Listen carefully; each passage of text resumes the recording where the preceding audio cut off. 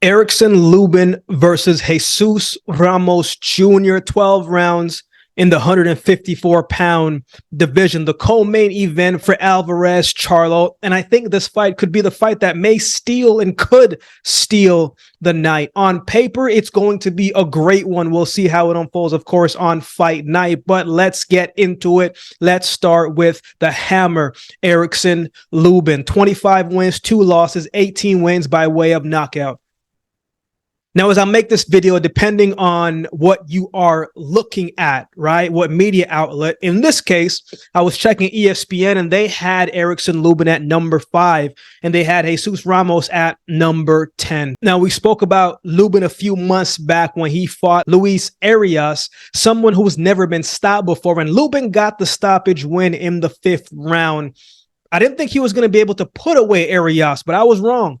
Not that I didn't expect him to win, but Arias has proven that he is durable and can stand and withstand punishment. But Lubin closed out the show and looked exceptional, looked really good doing it as well. I did think he would get the win. But above all that, for me, man, I liked what I saw from his mannerisms, from a confidence standpoint. It was pleasant to see him at least look like and feeling like himself again. I feel like when he fought Jermell Charlo, it took him a few fights to get back to feeling like himself again. Tyrell Gausha and Jason Rosario were both nice wins, good fights.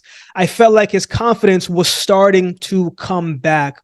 Maybe you saw it, maybe you didn't. I kind of go back to when I was running track and field, man. You know, there would be times when I'd be running fast, but I would not feel like myself, not that same confident self. I had to run myself into that confidence, but I felt like I was starting to see the confidence of Lubin again. This fight to me, man, could play out or look similar to when he fought Sebastian Fundora, right? Lubin has some great moments in that fight. Fundora obviously had some great moments in that fight. Fundora throws a whole bunch of punches. He's tall, right? So that means most of his shots are going to the head. He's not really a guy who touches up the body too much. Lubin was in trouble when he was on the ropes. He didn't use his footwork to really stay off of the ropes. Didn't use his awareness to see what was around him to keep the fight in the center of the ring as best as he could. Lubin was throwing quality shots, nice body shots, nice head shots, but he wasn't always able to get his routine and get into his groove, right? Wasn't always able to generate the momentum because of the work Fundora was doing. He would let off 2 or 3 shot combinations at Fundora, but Fundora, man, he would let off 6 or 7 shots from different angles, right? Ramos could do the same thing, right? If Lubin isn't careful. Ramos is a big body, man. When he gets into the ring and he puts that pressure forward, if you aren't aware of where you are in the ring, you're going to end up on the ropes.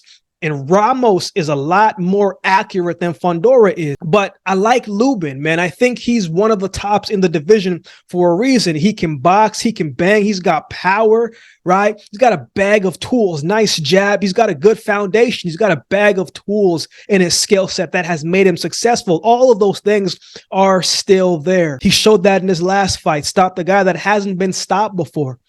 The confidence seems like it's back to where it once was. But the question is, will he be able to put all of those together on the night? I absolutely think he can. And I think against Ramos, we get the best version of Lubin on that night. But let's talk about his opponent, Jesus Ramos Jr. 20 wins, no losses, 16 wins by way of knockout. They have him ranked number 10. And I think he is top 5 in this division, in my opinion. I think he's that good. He's got a win over the number 2 guy on the ESPN list, and Brian Mendoza. And we saw what Mendoza did to Fundora. Ramos continues to improve every single fight. His skills get sharper each fight.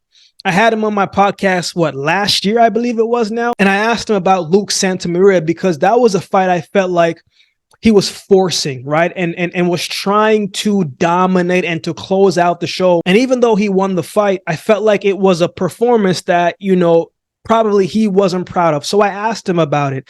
And he said, man, I came into that fight emotional and I let my emotion get the best of me because he wanted to get payback for what Santa Maria did to his uncle. He was trying to get revenge, and he said he learned a valuable lesson that night, and he's not going to carry that feeling in the future fights. And man, did he ever not carry that same emotional feel.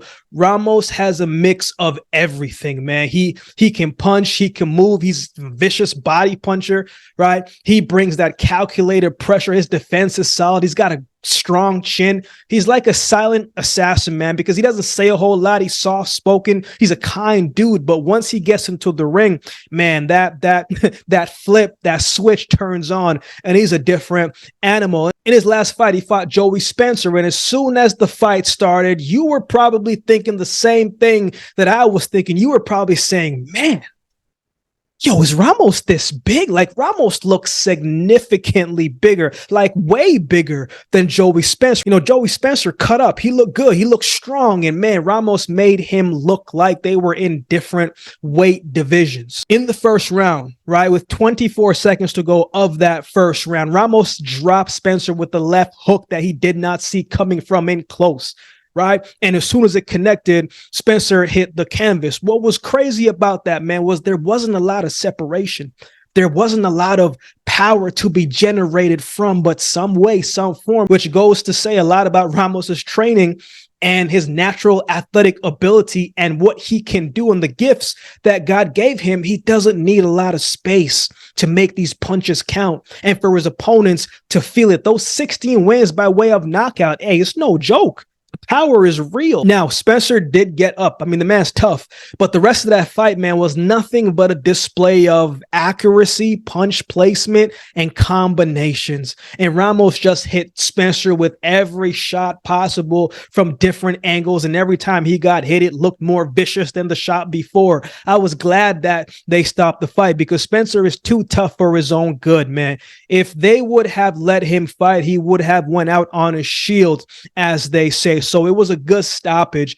From an offensive standpoint, that was the best offensive fight that I've seen of Jesus Ramos, and he put on a great performance against Brian Mendoza as well. That was a good one. But Ramos's last fight, man, was an outstanding performance, and he just seems like a dude that he just rises to the occasion the more the pressure is on. And I'm expecting when they fight to be no difference. So who wins? When Ramos fought Mendoza, right, there were rounds where Mendoza would counter him and catch him when Ramos was lazy on defense. And Santa Maria did the same thing a few times in their fight. Lubin is a good counterpuncher and he can crack, right? So there will be opportunities if Ramos comes in lazy. He must capitalize on those opportunities and make it count when he does commit to offense or when he does commit to being the counterpuncher and making sure that he's defensively responsible. I think there will be opportunities there. Now, on the other hand, the question I have is when Jesus Ramos starts to bring the pressure and starts to push the pace, how will Lubin respond? He wasn't able to keep up with the volume of Fondora. As the fight got longer, as the fight went into the deeper rounds, he started to slow down a little bit. Ramos has proved he can push the pace and his conditioning not slow down. And the more the fight goes on, the more he's going to let his hands go. And that's where I think things are going to get very interesting, man. I think Ramos is going to get it done. I like Ramos by late stoppage. When the fight heats up and the pace speeds up and the volume increases, I'm not sure Lubin will be able to keep up with Ramos based on what I've seen from Ramos so far in his volume in his fights and what Lubin looked like when he fought Fondora.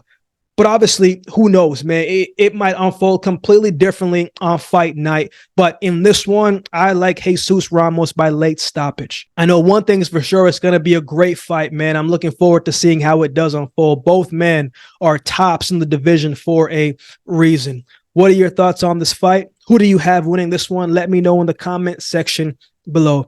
If you would like to support the channel, there's a couple ways you can do so. You can like, comment, share, and subscribe to the channel. If you would like to support by way of donation, you can find options in the description below. Also, my Cash App handle will be on screen as well. Any amount goes towards the growth of this channel. It will be greatly, greatly appreciated.